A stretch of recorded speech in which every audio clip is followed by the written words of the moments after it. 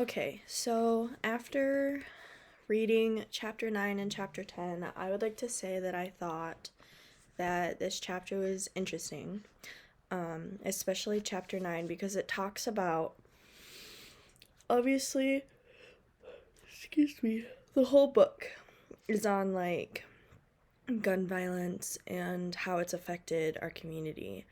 It says right here the trauma surgeon who happened to be on call that day at George Washington University Hospital, the institution where I would eventually train in emergency medicine, was Dr. Joseph Girondo.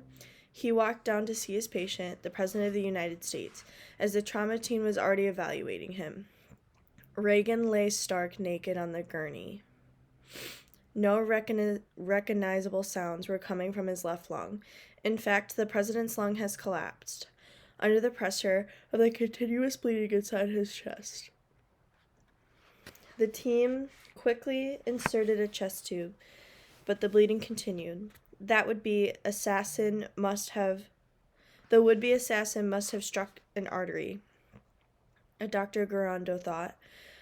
Processing the possible injuries the president might have sustained, Reagan would need an operation to fix a pulmonary artery injury. Jim Brady, who had been struck in the head by the first bullet, who had fallen face first onto the concrete, was bleeding from the left side of his face. He had sustained the most devastating injury of the 4 people who were shot that day. Rumors quickly swirled around D.C. that he had been killed. Instead, Brady lied in a pool of warm blood and cold rain, partially paralyzed. The firearm injury he sustained that day left him slurred with speech and would require that he use a wheelchair for the remainder of his life. Brady, Reagan's press secretary, would later lead the advocacy effort for stricter gun control laws with his wife, Sarah. Success would not arrive until 2 presidential administrations later, when their efforts were finally rewarded by the passage of Brady Handgun Violence Prevention Act in 1993, one of the critical pieces of gun legislation signed by President Bill Clinton. The Brady Act established the background check process that Americans today go through to buy a gun. Pushed forward by Brady, a lifelong Republican, and signed by President Clinton, a Democrat, background checks should not be contrived as either a blue state or a red state issue. Background checks on every gun purchase, which are common in many other states that permit their citizens to own guns, are a controversial issue in America. But in a country where the disease of violence is amplified by the easy accessibility of guns, would require a background check for every gun purchase seem prudent.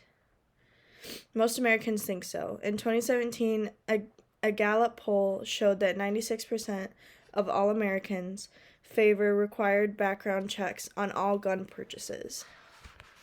The Brady Act, which passed against the opposition of the NRA, established a national system to screen potential firearm buyers and to keep weapons out of the hands of individuals deemed too dangerous to exercise their individual constitutional right to bear arms. The National Instant Criminal Background Check System, NICS, has performed over 333 million checks on potential gun buyers since 1998. And I think that specific act in this chapter is so important, especially in today's society, because people don't realize that when you go to purchase a gun, you go through a very extensive background check. And I only know because my dad recently just purchased a handgun, and he has his CDL, and he had to go through a very extensive background check when he purchased it. And I think that's such an important thing. So there is a downside. There is a downside to this. It says, but the Brady background check process does not apply to every firearm transaction.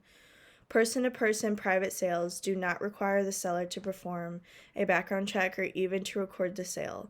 This gap in the law creates a loophole that allows firearms arms to be diverted from law-abiding Americans to those who with more nefarious intent. If we go back to the public health analogy, background checks represent a type of primary prevention.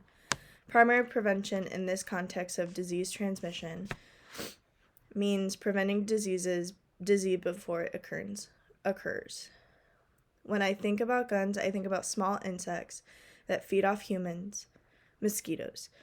These tiny murderous beasts kills twice as many people as humans do.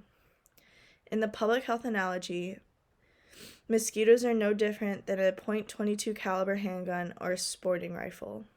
They are the deadliest animal on the planet, even deadlier than gun-toting humans. These biting insects are a mild annoyance for some. We notice the bite and then are left to scratch. However, some of these bugs serve as vectors for deadly diseases such as malaria, dengue, Zika virus, and West Nile virus. Occasionally, although it seems really difficult to imagine, these tiny creatures serve a valuable purpose in our world. For instance, if you like orchids and if you like vanilla-flavored anything, then you really like orchids. You rely on mosquitoes to pollinate the flowers of those elongated, beautiful plants with their tiny tongues. And I think that's such an interesting analogy.